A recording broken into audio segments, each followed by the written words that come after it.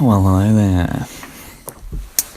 I don't think I would ever have kids, even though for the longest time this was my one ambition, and I believed I would be a great father. I think it would be selfish and irresponsible for me to have children, given my understanding of genetics and my experience of the world. Unless you truly believe that whatever life you bring into existence will have a positive experience, you should not create it. Doing so otherwise would be evil. Life is like being at a party. You're either enjoying the party or you're not. If you're not enjoying the party, you may as well leave. But when you try to leave, people tell you that you shouldn't. And for some people, being dragged into doing what the rest of the people are doing is enough to make them want to stay to the end of the party. But for some, staying really is the wrong option. I think I just said option, I mean option. Because staying is the wrong option. Staying to the party ends would mean having a longer, worse time than if they'd left. So yeah. Yeah.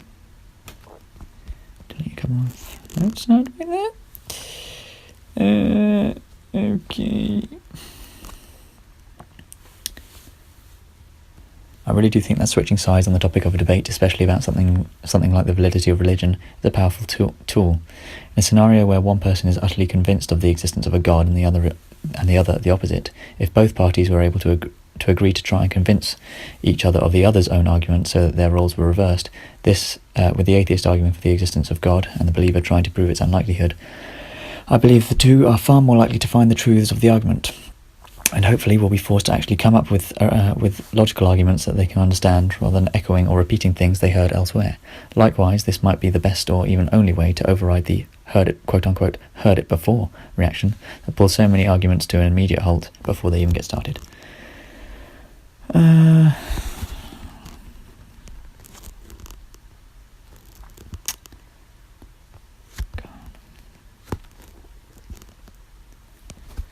Long pause, and begin again. The Very Bad Wizard, Sam Harris' most recent podcast. Trying to visualise Sam's description of what I will probably unhelpfully call multiple selves. I'm trying to work out what Sam was going on about with his, the self. Because I think when he talks about the self, he's talking about a very specific self, the one that he kind of outlines quite well, but for me, and again, this comes down to the bloody language barriers. For me, the self is kind of this was the way I tried to factor in his meaning of self and mine. Multiple selves. There is the self we who never think to look for the self, only ever believe ourselves to be, and this can be represented by a grey sphere in the centre of whatever room or area you happen to be in right now. Then there is the self which precedes this self, but precedes it in terms of its temporal receivement of the environment's sensory data. This self is like a second thin hollow sphere layer / film through which all data that can be interpreted that arises independent of a conscious observer, e.g. the sight and sound of a tree falling, through which all this data passes to the aforementioned inner sphere. This outer sphere presents, and sometimes, I think, unconsciously of course, certain information to be presented to the inner sphere whilst dampening or omitting others. I believe the act of meditation allows the inner self to be stripped away, to bastardise that popular phrase so dear to people prone to talking about these things. Talking about stripped away, because they always like talking about stripping away layers or whatever. And so all that is left is the outer sphere. However, this is where the word consciousness or awareness must come into play, for there must be something that is capable of shifting from that inner sphere to the outer sphere whilst being aware that the shift has occurred. And I think the way I visualise this is like there is something that encompasses and is in contact with both spheres, yet is independent of the surrounding environment.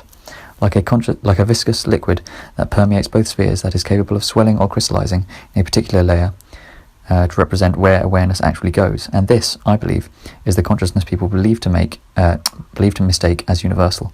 Of course, this is all just nonsense in terms of whether there is a hidden realm from where this could all be seen. It is simply a way to visualize the way in which our brain is capable of processing information coming from outside and inside the vessel within which it is contained, the body. Something that should be clear is that there is still a sloshy boundary between the liquid consciousness surrounding the selves, but a very real boundary, and this gives credence to the idea of the self being the centre of the universe. However, the universe would still exist independent of the observer, but it cannot be denied that the concentric spheres and their surrounding liquid consciousness of where you are situated have different coordinates in the universe relative to the spheres of your neighbour.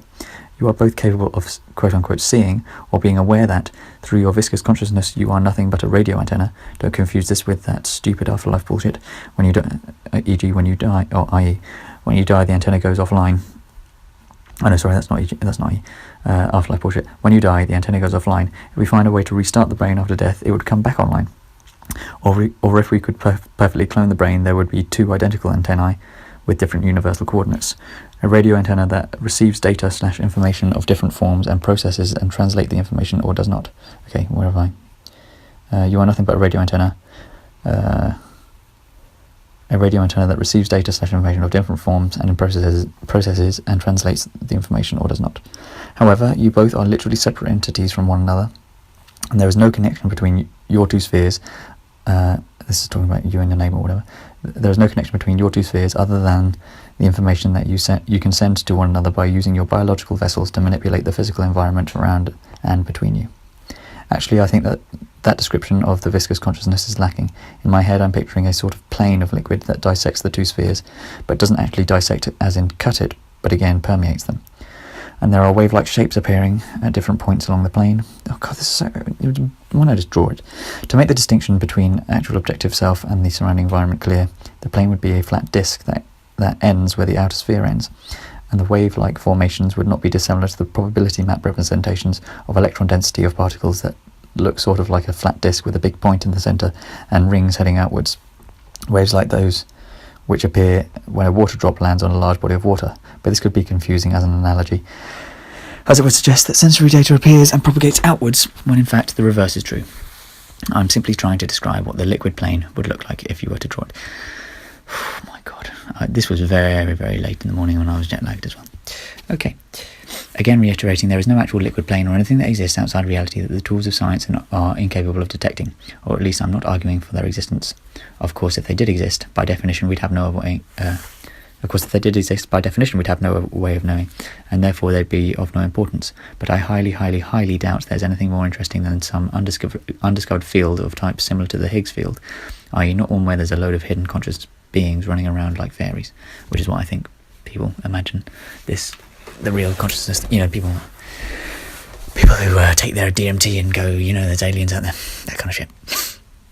To try to explain what I mean by there being language barriers between all of us, I think that if we were able to view inside the mind of a person we're listening to and see the sort of movie that's playing on their mind that they are effectively trying to describe to us, we'd use very different words to the ones that they use, and we'd also focus more on certain aspects whilst they would omit them and focus on others. Similarly, if their thought didn't appear visually, but instead audibly or written, we would conjure different mental images in response to those words/thoughts. And again, if they were just felt thoughts that they were trying to convey, this thing would be the same. Every conversation between two people is like a game of Chinese whispers with 4 players. The talker's brain thinks of something and tells the talker what to say. Then the listener's ears listen, and they tell the listener's brain what the talker said. And the listener's brain then has to guess what the talker's brain first saw/thought about. And of course, errors can occur anywhere along the timeline of that process, and neither player is likely to be at all aware that an error has occurred. So basically, just like in your head, the way I'm picturing it right now is you've got 2 heads facing each other. They've been sliced open so you can see what's inside, and there's like a little person talking to them that writes something, like is looking at a picture. What's that game? It's not Pictionary, is it? It's kind of Pictionary. It's like playing Pictionary. Maybe it's more like playing Pictionary. Anyway, the talker's brain sees something. There's a little person on the right's brain. He looks at the thing, and he shouts down to the mouth of the person to tell the mouth of the head. So it would say it says it, and the other's head listens, and then that gets sent to the player in the other person's head. God, this is confusing. And it has to guess what the other one saw. Anyway, thinking again on what job I'd be satisfied with, I think that really we're all striving, at least most sane people believe they are, to further the cause of reaching one of the peaks on Sam Harris's moral landscape. I just don't think that the average person really makes much impact, if any. I suppose people such as Sam could be said to have a somewhat serious impact by educating so many people on the things that they would otherwise be utterly ignorant of. And given the sheer scale of his audience, the lasting effects will be almost exponential. Wrong words.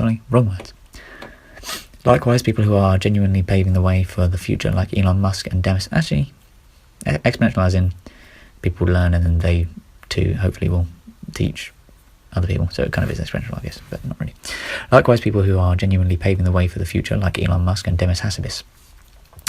But most people like Shelley, it's just a fictional character, but most people like Shelley, who will spend her whole life on the tills at Wilco, probably isn't doing anything at all.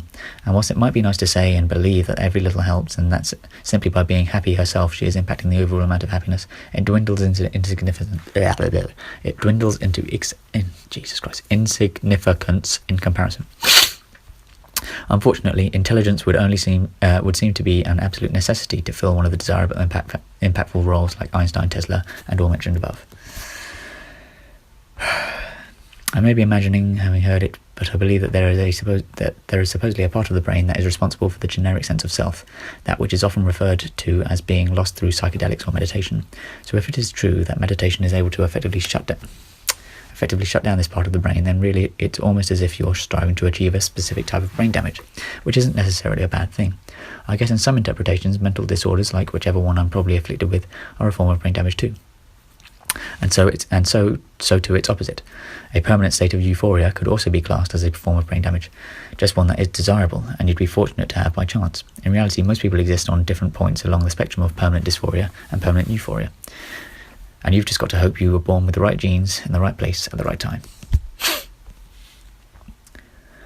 After thinking more about the Buddhist agenda and goals, which is in some ways a paradox, it's not hard to imagine scenarios where starting out on that path would be nothing other than a bad investment of your time. Someone on their deathbed who has been told with the utmost certainty by multiple reliable sources that they have less than an hour to live, this person is far more likely to derive the most improvement in their conscious state by trying things they may have never tried before and indulging themselves in activities they know to be most pleasurable to them. Cocaine, other drugs and sexual acts spring to mind. Well, they always do, but this time with reason.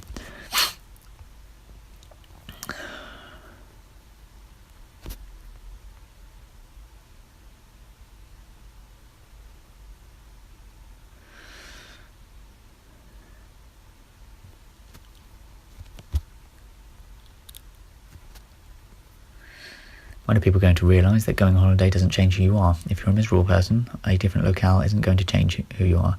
You'll just be a miserable person in a different place.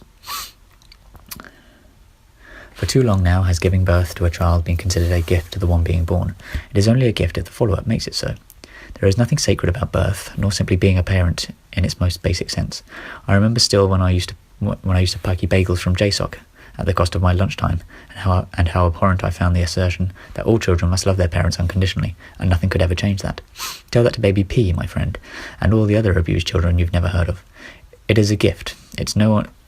If it is a gift, it's one no one's ever asked for.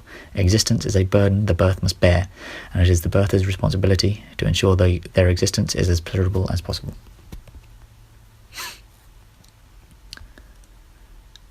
The only purpose in life is to enjoy it. Unfortunately, I both don't and seemingly cannot.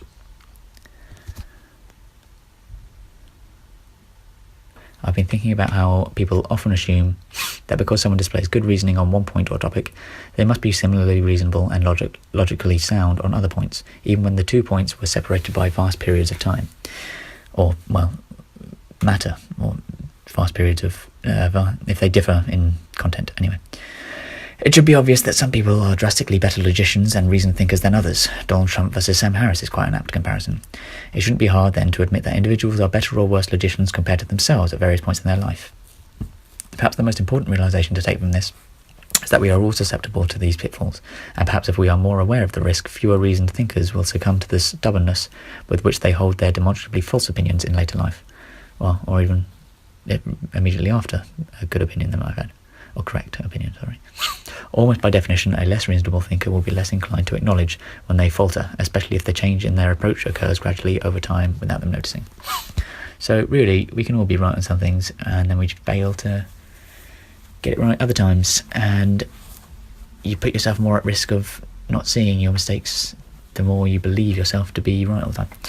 I may have been overzealous in my condemnation of pride as an emotion. I think it can serve a purpose, though not the one that is immediately apparent. At first, someone who is said to be proud of the achievements of their ancestors can be construed as taking credit for something in which they had no part, or at least construed by me.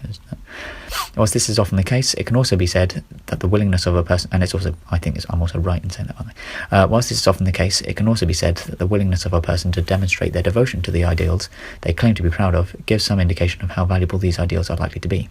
I still believe that pride is a suboptimal categorization for this, though, and a costly one that can confuse which emotions really are appropriate to achieve this goal. Respect, appreciation, and admiration seem far more practical for achieving the same ends in my eyes. Ends in my eyes. I've got ends in my eyes. Right, this has been wonderful. Can't wait to do it again. Or never.